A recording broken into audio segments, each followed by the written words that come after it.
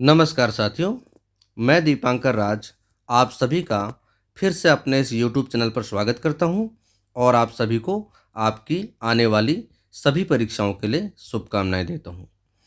प्रवक्ता भर्ती परीक्षा की सीरीज जो मैं ये चला रहा हूं, उसमें आज मैं आपको शिक्षा के अधिकार विषय पर जानकारी दूंगा, ठीक है? जिससे संबंधित प्रश्न परीक्षा में पूछे जाने की प्रबल संभावना है।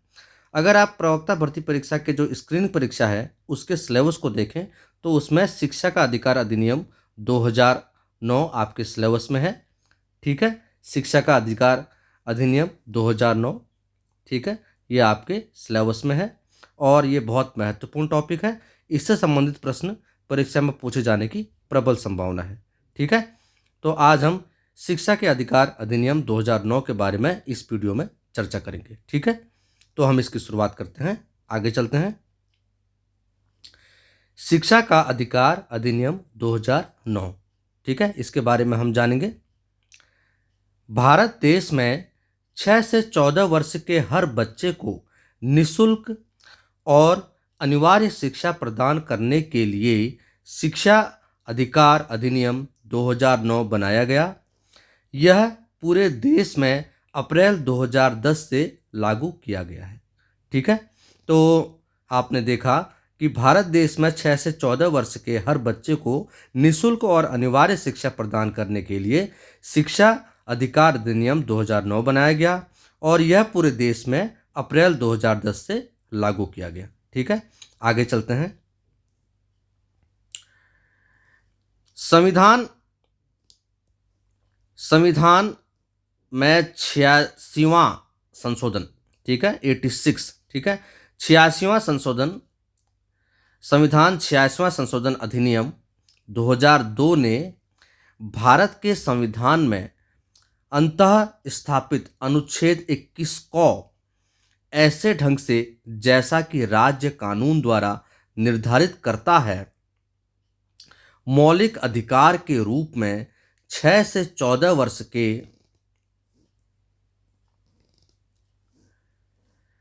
आयु समूह में सभी बच्चों को मुफ्त और अनिवार्य शिक्षा का प्रावधान करता है, ठीक है? मुफ्त और अनिवार्य शिक्षा का प्रावधान करता है, ठीक है? तो संविधान के जो 86वां संशोधन अधिनियम 2002 के अनुसार भारत के संविधान में अनुच्छेद 21 को जोड़ा गया था और इसके तहत राज्य कानून द्वारा यह निर्धारित करता है शिक्षा को एक मौलिक अधिकार के रूप में। मौलिक अधिकार के रूप में 6 से 14 वर्ष के आयु समूह में सभी बच्चों को मुफ्त और अनिवार्य शिक्षा का प्रावधान इसके माध्यम से किया जाता है, ठीक है? और यह अधिनियम देश में 1 अप्रैल 2010 से लागू किया गया, ठीक है? इसके तहत 6 से 14 वर्ष के बच्चों के लिए मुफ्त शिक्षा का प्रावधान किया जाता है। आगे चलते हैं। अब हम देखते हैं कि शिक्षा के अधिकार अधिनियम का उद्देश्य क्या है। शिक्षा के अधिकार अधिनियम का उद्देश्य, ठीक है, उद्देश्य में हम देखते हैं इसका उद्देश्य प्राथमिक शिक्षा के क्षेत्र में सार्वभौमिक समावेशन को बढ़ावा देना तथा माध्यमिक एवं उच्च शिक्षा के क्षेत्र में अध्ययन के नए अवसर सृजित करना है, ठीक है?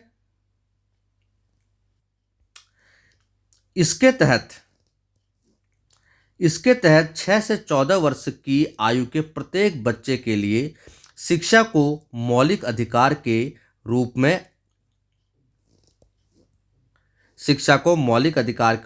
अंगीकृत किया गया है, ठीक है? तो जो शिक्षा के अधिकार अधिनियम 2009 का जो उद्देश्य है, इसका उद्देश्य प्राथमिक शिक्षा के क्षेत्र में सार्वभौमिक समावेशन को बढ़ावा देना, माध्यमिक एवं उच्च शिक्षा के क्षेत्र में अध्ययन के नए अवसर सृजित करना है। इसके तहत 6 से 14 वर्ष की आयु के प्रत्येक बच्चे के लिए शिक्षा को मौलिक अधिकार के रूप में अंगीकृत किया गया है, ठीक है? आगे चलते हैं। अब हम देखते हैं निःशुल्क एवं अनिवार्य शिक्षा विधेयक 2009, ठीक है? तो निःशुल्क एवं अनिवार्य शिक्षा विधेयक 2009 भारतीय संसद द्वारा सन 2009 में पारित शिक्षा संबंधी एक विधेयक है। इस विधेयक के पास होने से बच्चों को मुफ्त और अनिवार्य शिक्षा का मौलिक अधिकार मिल गया है। संविधान के अनुच्छेद 21 में 6 से 14 वर्ष तक के बच्चों के लिए अनिवार्य एवं निःशुल्क शिक्षा की व्यवस्था की गई है तथा 86वें संशोधन द्वारा 21 क में प्राथमिक शिक्षा को सभी नागरिकों का मूल अधिकार बना दिया गया है। यह 1 अप्रैल 2010 को जम्मू कश्मीर को छोड़कर संपूर्ण भारत में लागू हुआ। ठीक है, तो शिक्षा का अधिकार जो अधिनियम है या जिसे हम निःशुल्क एवं अनिवार्य शिक्षा विधेयक जिसे कहा जाता है, यह 2009 निःशुल्क एवं अनिवार्य शिक्षा विधेयक 2009 भारतीय संसद द्वारा सन 2009 में पारित शिक्षा संबंधी एक विधेयक है। इस विधेयक के पास होने से बच्चों को मुफ्त और अनिवार्य शिक्षा का मौलिक अधिकार मिल गया है। संविधान के अनुच्छेद 21 में 6 से 14 वर्ष तक के बच्चों के लिए अनिवार्य एवं निःशुल्क शिक्षा की व्यवस्था की गई है तथा 86वें संशोधन द्वारा 21 क में प्राथमिक शिक्षा को सभी नागरिकों का मूल अधिकार बना दिया गया है। यह 1 अप्रैल 2010 को जम्मू कश्मीर को छोड़कर संपूर्ण भारत में लागू हुआ। ठीक है, क्योंकि जम्मू कश्मीर ये जिस समय यह अधिनियम लागू हुआ उस समय जम्मू कश्मीर में जो धारा 370 लागू थी, जो वर्तमान में धारा 370 हटा दी गई है। धारा 370 के लागू होने के कारण जम्मू कश्मीर में एक अलग संविधान व एक कुछ अलग नियम लागू होते हैं, जिसके तहत वहाँ नियम अलग से बनाए जाते हैं और अलग से लागू किए जाते हैं। इस कारण जाते थे। ठीक है, ये धारा 370 लागू होने के समय की बातें हैं। ठीक है, 2019 से पहले वहाँ धारा 370 लागू थी और जिस समय और उस काल में ही यह शिक्षा का अधिकार अधिनियम लाया गया था और धारा 370 के लागू होने के कारण यह जम्मू कश्मीर में लागू नहीं हो सका था और जम्मू कश्मीर को छोड़कर 1 अप्रैल 2010 से यह संपूर्ण भारत में लागू हो गया था। ठीक है, आगे चलते हैं। अब हम देखते हैं कि इस शिक्षा के अधिकार अधिनियम से संबंधित ऐतिहासिक बिंदुओं को। ठीक है, इसकी जो पृष्ठभूमि को। ठीक है, इसमें संक्षिप्त रूप से हम देखेंगे इसके ऐतिहासिक बिंदुओं को।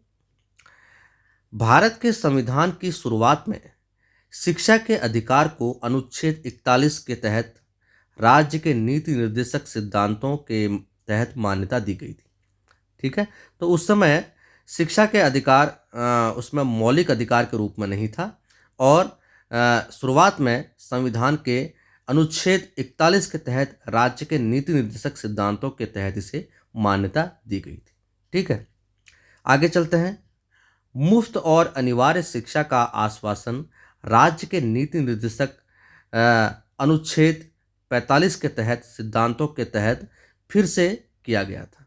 ठीक है, तो अनुच्छेद 45 के तहत जो नीति निर्देशक तत्व जो हैं, नीति निर्देशक तत्वों के तहत अनुच्छेद 45 के तहत फिर से शिक्षा के अधिकार का प्रावधान फिर से किया गया था। ठीक है, आगे चलते हैं।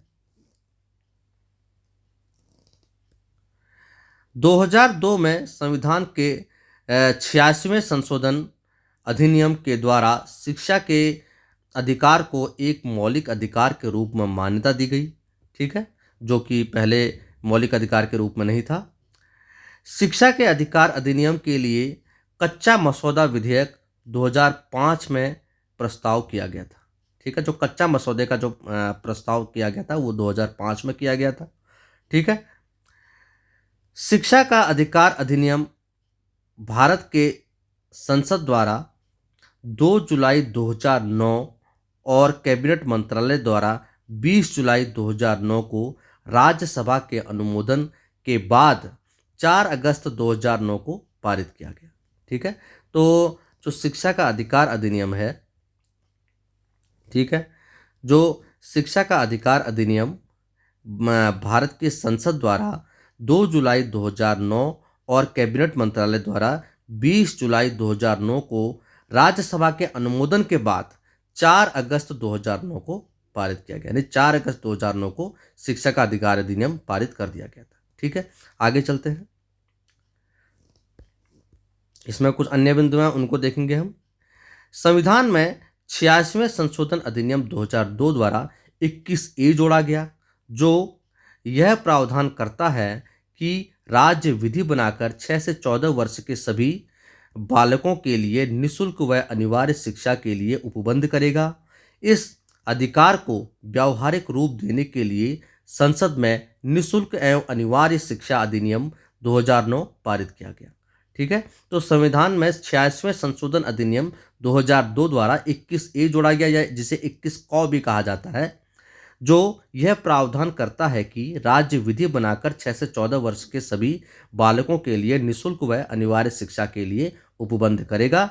इस अधिकार को व्यावहारिक रूप देने के लिए संसद में निःशुल्क एवं अनिवार्य शिक्षा अधिनियम 2009 पारित किया गया। ठीक है, आगे चलते हैं। राष्ट्रपति प्रतिभा पाटिल, जो तत्कालिक राष्ट्रपति थी प्रतिभा पाटिल, की इस विधेयक को मंजूरी के बाद 1 अप्रैल 2010 से शिक्षा का अधिकार अधिनियम संपूर्ण देश में जम्मू कश्मीर राज्य को छोड़कर लागू हो गया। ठीक है, जम्मू कश्मीर राज्य में, क्योंकि जो कि धारा 370 लागू थी, इस कारण वहाँ यह लागू नहीं हो सका। ठीक है, आगे चलते हैं। अब देखते हैं इस अधिनियम के मुख्य प्रावधान क्या हैं। मुख्य प्रावधान,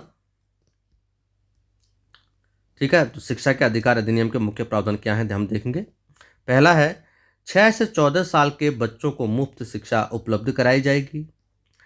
अगला पॉइंट, निजी स्कूलों को 6 से 14 साल तक के 25% गरीब बच्चे मुफ्त पढ़ाने होंगे।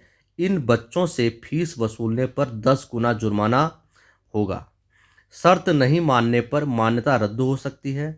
मान्यता निरस्त होने पर स्कूल चलाया तो 1 लाख और इसके बाद रोजाना 10,000 जुर्माना लगाया जाएगा। ठीक है, तो शिक्षा के अधिकार अधिनियम के तहत प्राइवेट संस्थाओं को 25% गरीब छात्रों को मुफ्त में शिक्षा देनी होगी और उनसे फीस वसूलने पर 10 गुना जुर्माना उन्हें भरना पड़ सकता है। और यहाँ तक कि शर्त को ना मानने पर विद्यालय की मान्यता रद्द हो सकती है। और मान्यता रद्द होने के बाद अगर विद्यालय वो फिर चलाते हैं तो 1 लाख रुपये जुर्माना हो सकता है। और इसके बाद अगर फिर भी वो विद्यालय चलाते हैं तो रोज़ाना 10,000 की दर से जुर्माना उन पर लगाया जाएगा। ठीक है, निजी विद्यालयों पर। आगे चलते हैं। अगला पॉइंट है, विकलांग बच्चों के लिए मुफ्त शिक्षा के लिए उम्र बढ़ाकर 18 साल रखी गई है। ठीक है, सामान्य बच्चों के लिए तो 6 से 14 साल है।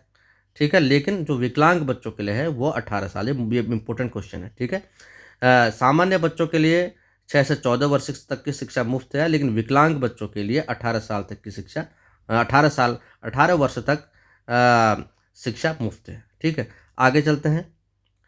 बच्चों को मुफ्त शिक्षा मुहैया कराना राज्य और केंद्र सरकार की जिम्मेदारी होगी। ठीक है, जो बच्चों को जो मुफ्त शिक्षा है वो केवल राज्य की ही नहीं, केंद्र की भी जिम्मेदारी होगी। आगे चलते हैं। अगला पॉइंट है, इस विधेयक में 10 अहम लक्ष्यों को पूरा करने की बात कही गई है। इसमें मुफ्त और अनिवार्य शिक्षा उपलब्ध कराने, शिक्षा मुहैया कराने का दायित्व राज्य सरकार पर होने, स्कूल पाठ्यक्रम देश के संविधान की दिशा निर्देशों के अनुरूप और सामाजिक जिम्मेदारी पर केंद्रित होने और एडमिशन प्रक्रिया में लाल फीताशाही कम करना शामिल है। ठीक है, तो कई चीज़ें शिक्षा के अधिकार अधिनियम में शामिल हैं। ठीक है, इसके तहत इसमें मुफ्त और अनिवार्य शिक्षा उपलब्ध कराने, शिक्षा मुहैया कराने का दायित्व तो राज्य सरकार पर होने, स्कूल पाठ्यक्रम देश के संविधान की दिशा निर्देशों के अनुरूप और सामाजिक जिम्मेदारी पर केंद्रित होने और एडमिशन प्रक्रिया में लाल फीताशाही को कम करना इसमें शामिल है। ठीक है, अगला पॉइंट है, प्रवेश के समय कई स्कूल कैपिटेशन फीस की मांग करते हैं और बच्चों और माता पिता को इंटरव्यू की प्रक्रिया से गुजरना पड़ता है। एडमिशन की इस प्रक्रिया को बदलने का वादा भी इस विधेयक में किया गया है। बच्चों की स्क्रीनिंग और अभिभावकों की परीक्षा लेने पर 25,000 का जुर्माना, दोहराने पर जुर्माना 50,000 हो सकता है।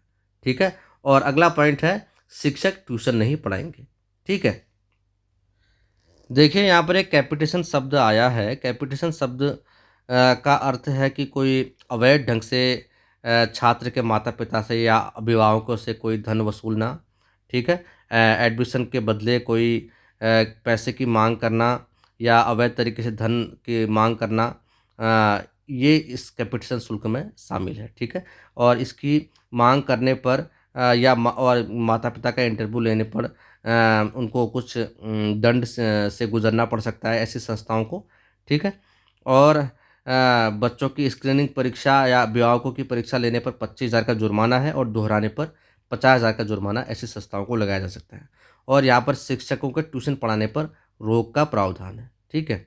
आगे चलते हैं। अब हम देखते हैं शिक्षा के अधिकार अधिनियम से संबंधित कुछ महत्वपूर्ण बिंदुओं को देखते हैं जो कि परीक्षा की दृष्टि से बहुत महत्वपूर्ण है। पहला पॉइंट, शिक्षा के अधिकार अधिनियम 2009 को राष्ट्रपति द्वारा मंजूरी अगस्त 2009 में दी गई थी, ठीक है। राष्ट्रपति प्रतिभा पाटिल, तत्कालिक राष्ट्रपति प्रतिभा पाटिल द्वारा यह मंजूरी अगस्त 2009 में दी गई थी शिक्षा के अधिकार अधिनियम को, ठीक है। अगला पॉइंट है, तत्कालीन मानव संसाधन विकास मंत्री कपिल सिब्बल ने शिक्षा के अधिकार अधिनियम को 13 फरवरी 2010 को अपनी मंजूरी प्रदान की, ठीक है। तो तत्कालीन जो मानव संसाधन विकास मंत्री थे कपिल सिब्बल, उन्होंने शिक्षा के अधिकार अधिनियम को 13 जनवरी 2010 को अपनी मंजूरी प्रदान की थी, ठीक है। आगे चलते हैं।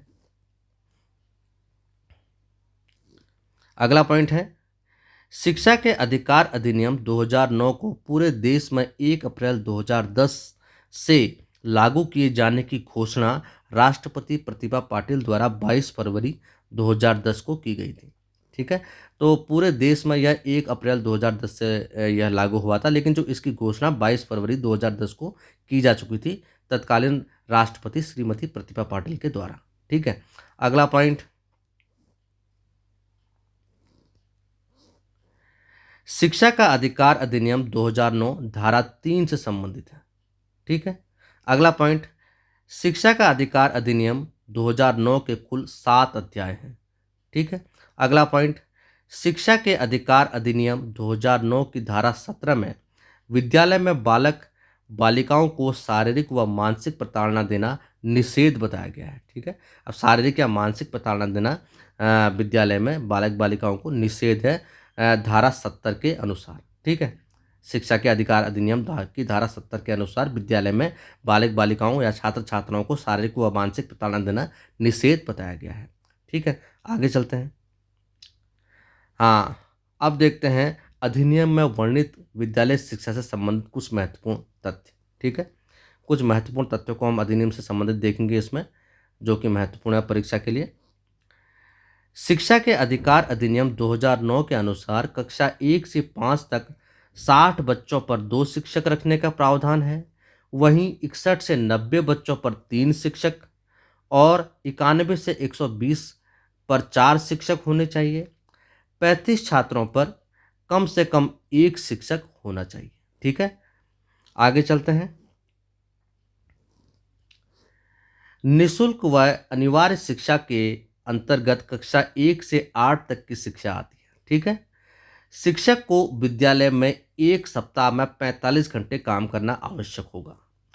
विद्यालय में 100 से अधिक छात्रों की संख्या होने पर प्रधानाध्यापक की नियुक्ति होगी, ठीक है।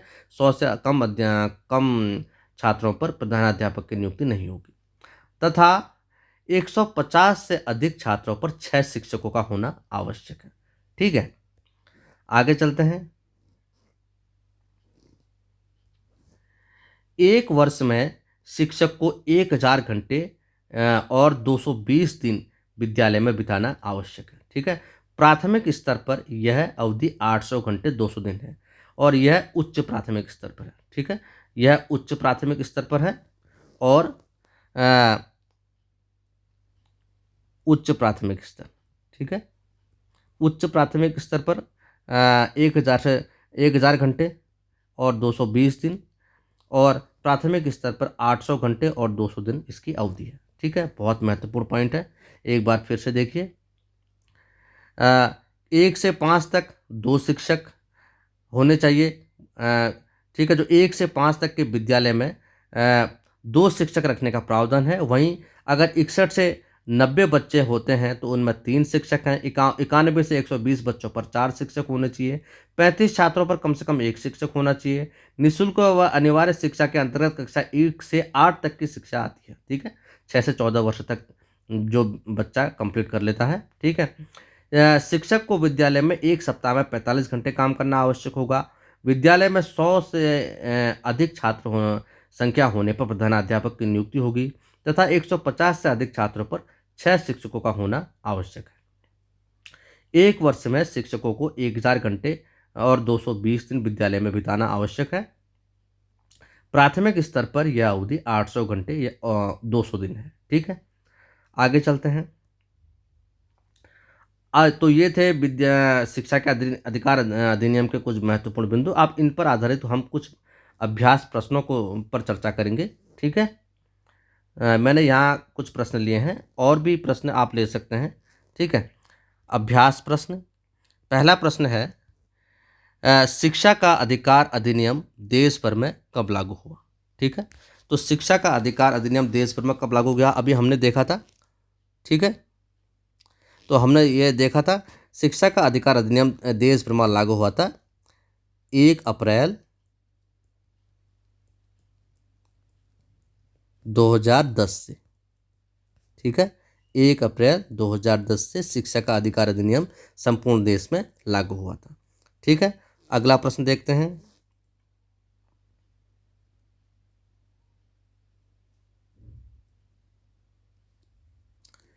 अगला प्रश्न है,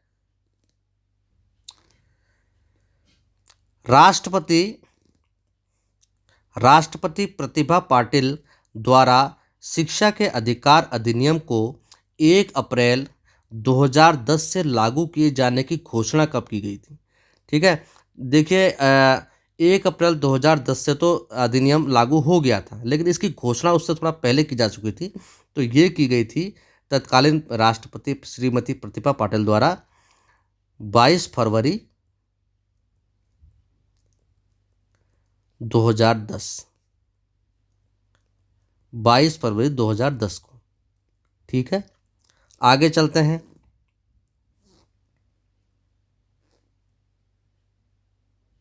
हाँ, अगला प्रश्न है, निःशुल्क एवं अनिवार्य शिक्षा अधिकार अधिनियम 2009 के अंतर्गत प्रारंभिक शिक्षा का तात्पर्य क्या है? ठीक है, तो प्रारंभिक शिक्षा इसमें देखिए, पहले तो आप 6 से लेकर 14 वर्ष तक के बच्चों की के लिए ये है, और इसके अंतर्गत कक्षा 1 से 8 तक की शिक्षा आती है। ठीक है, कक्षा 1 से 8 तक की शिक्षा, कक्षा 1 से कक्षा 8 तक की शिक्षा। ठीक है, इसको प्रारंभिक शिक्षा माना जाता है। ठीक है, और इसको आप ब्रैकेट में लिख सकते हैं 6 से 14 वर्ष, 6 से 14 वर्ष आयु। ठीक है, तो यह शिक्षा प्रारंभिक शिक्षा के अंतर्गत आती है। ठीक है, और निःशुल्क और अनिवार्य शिक्षा के अंतर्गत कक्षा 1 से कक्षा 8 तक की शिक्षा आती है, जो कि शिक्षा के अधिकार अधिनियम 2009 के अंतर्गत आती है। ठीक है, आगे चलते हैं।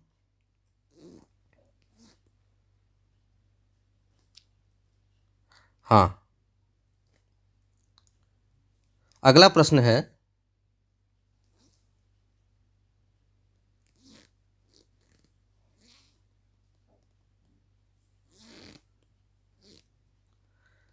तो निःशुल्क और अनिवार्य शिक्षा को मूल अधिकार के रूप में किस अनुच्छेद द्वारा जोड़ा गया? इसका उत्तर है कि निःशुल्क और अनिवार्य शिक्षा को मूल अधिकार के रूप में अनुच्छेद 21A, ठीक है, अनुच्छेद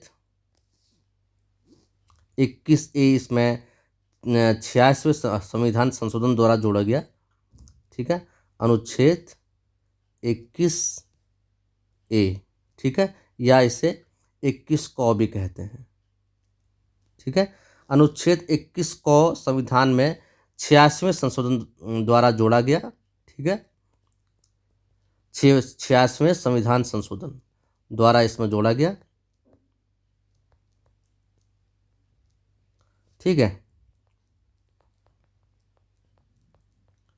और इस संशोधन के द्वारा ही इसमें शिक्षा को मूल अधिकार के रूप में मान्यता दी गई।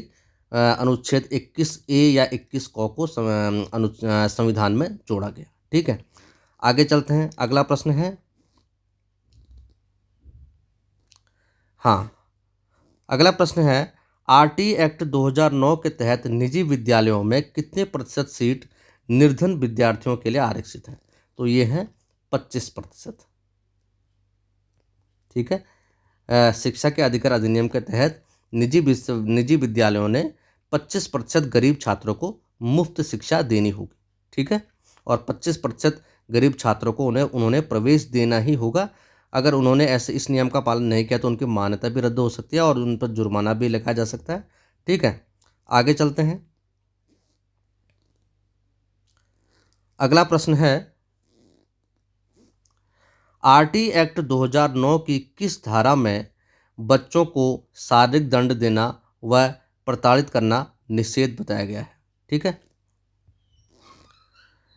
तो आरटी एक्ट 2009 के तहत धारा 17 है। ठीक है, धारा 17,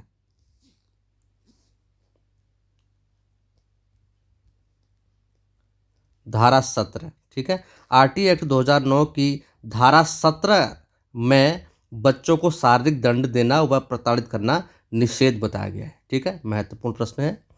ठीक है, आगे चलते हैं।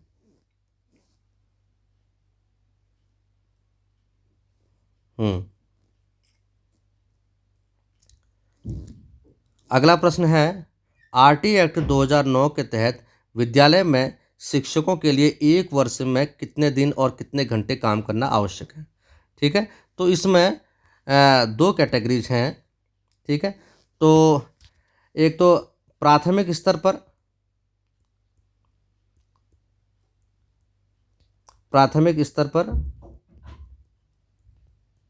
ये हैं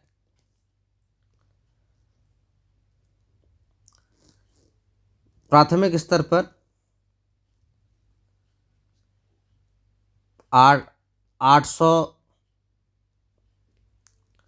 घंटे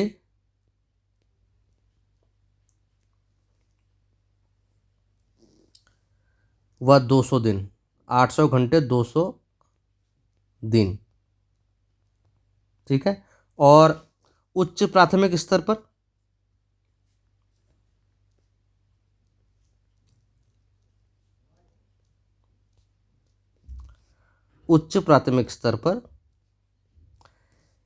इसका समय है 1000 घंटे 220 दिन।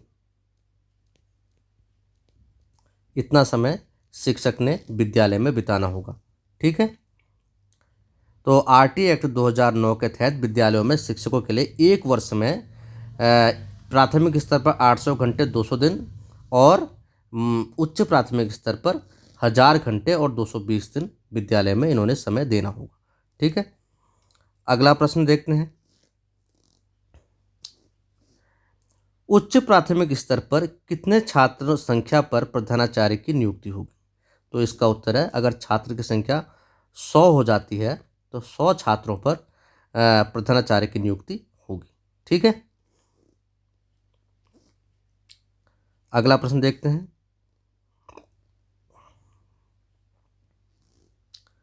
अगला प्रश्न है, आरटी एक्ट 2009 के तहत शिक्षक के लिए एक सप्ताह में न्यूनतम कार्य कितने घंटे करना अनिवार्य है? ठीक है, तो आरटी एक्ट 2009 के तहत शिक्षक के लिए एक सप्ताह में न्यूनतम 45 घंटे कार्य करना आवश्यक है। विद्यालय में उसने 45 घंटे का समय देना है एक हफ्ते में। ठीक है, आगे चलते हैं।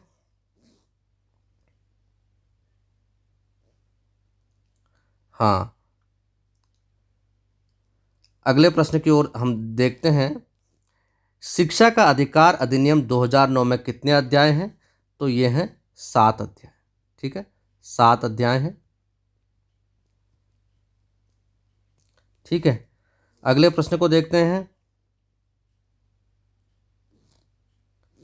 भारतीय संविधान की शुरुआत में शिक्षा के अधिकार को किस अनुच्छेद के तहत मान्यता दी गई थी?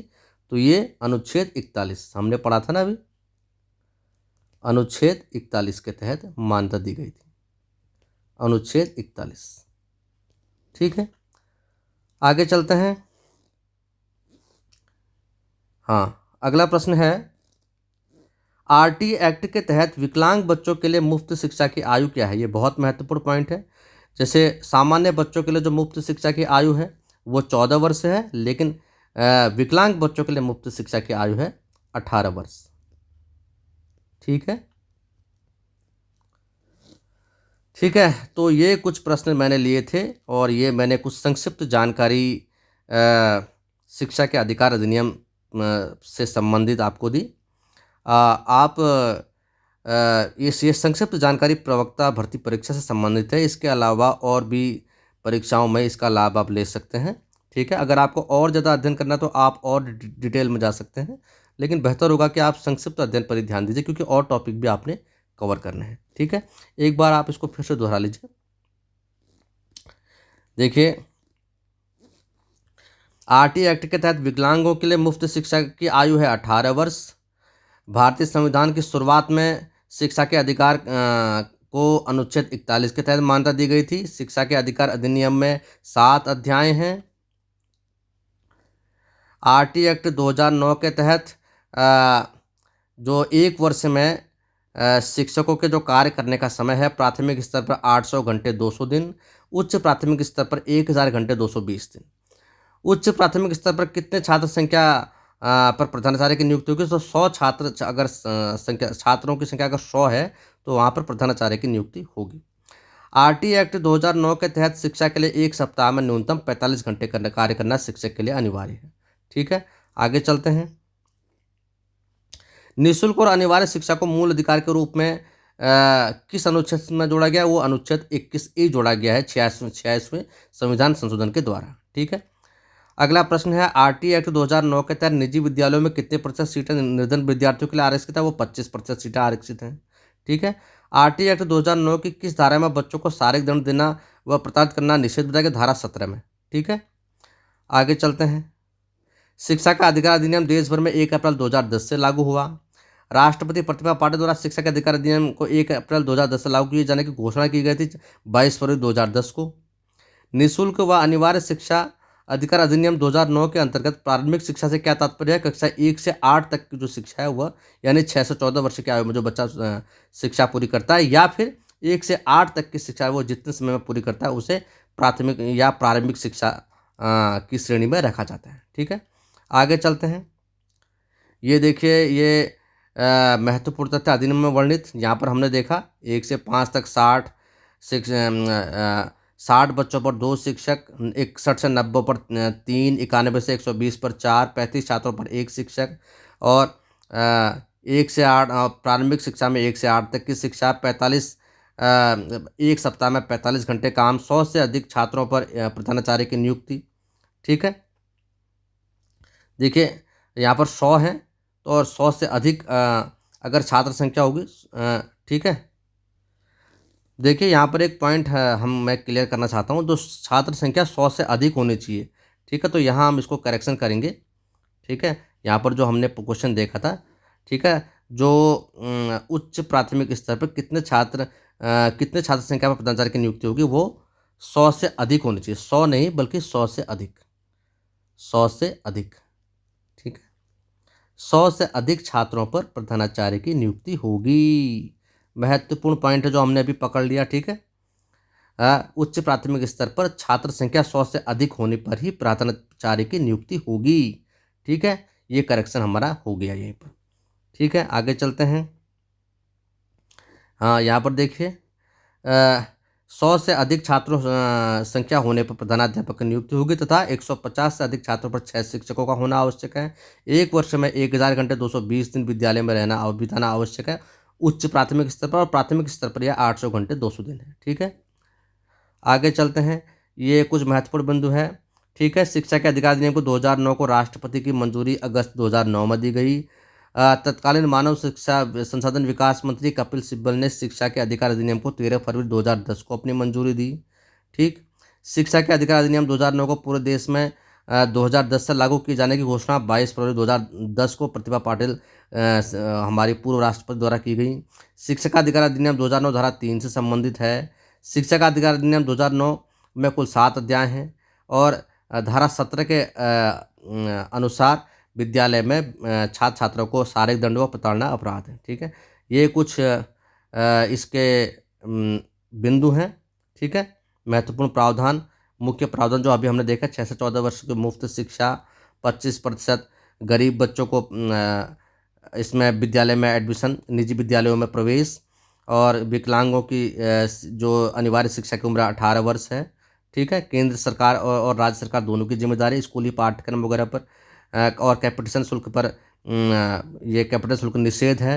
ठीक है, और शिक्षक को ट्यूशन पढ़ाने पर नहीं पढ़ाना है। ठीक है, शिक्षक को ट्यूशन नहीं पढ़ाना है। आगे चलते हैं। यहाँ कुछ हमने देखिए 86 संशोधन अधिनियम द्वारा 21 ए जोड़ा गया, अभी हमने देखा, जिसके तहत 6 से 14 वर्ष के बच्चों के लिए निःशुल्क शिक्षा का प्रावधान किया गया है। ठीक है, और इसके अधिकार जो निःशुल्क शिक्षा का अधिनियम 2009 पारित किया गया था। निःशुल्क शिक्षा के लिए शिक्षा का अधिकार अधिनियम या अनिवार्य शिक्षा अधिनियम 2009 पारित किया गया था।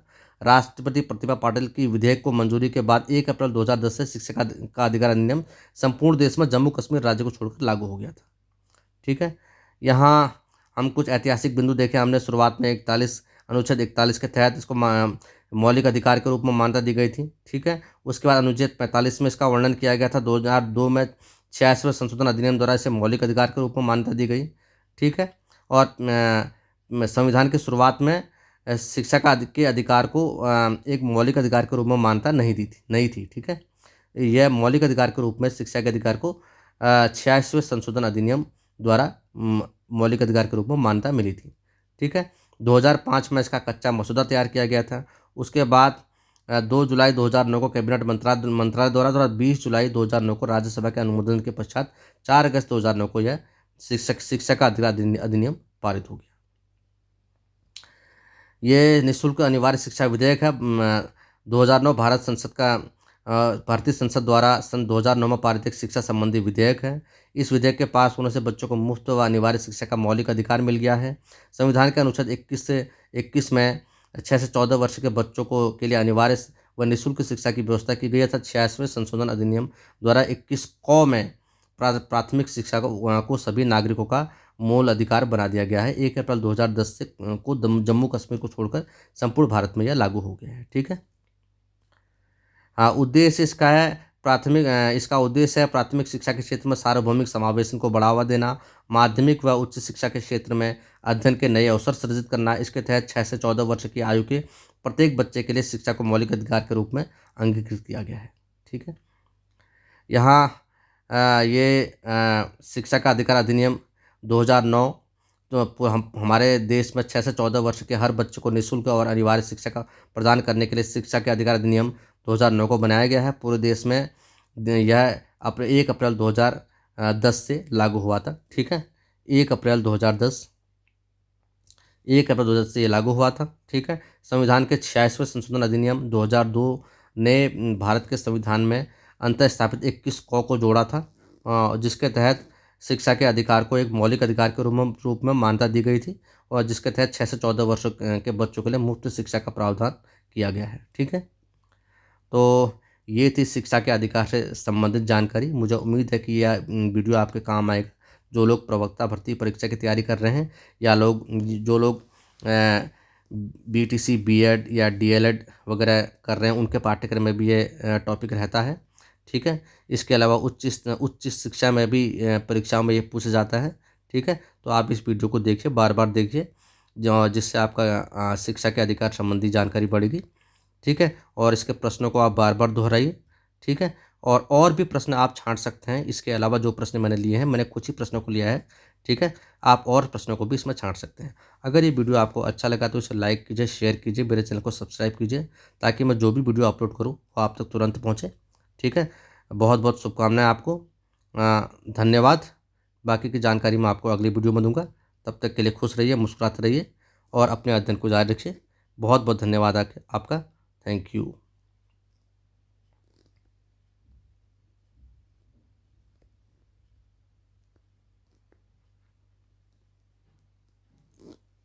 नमस्कार।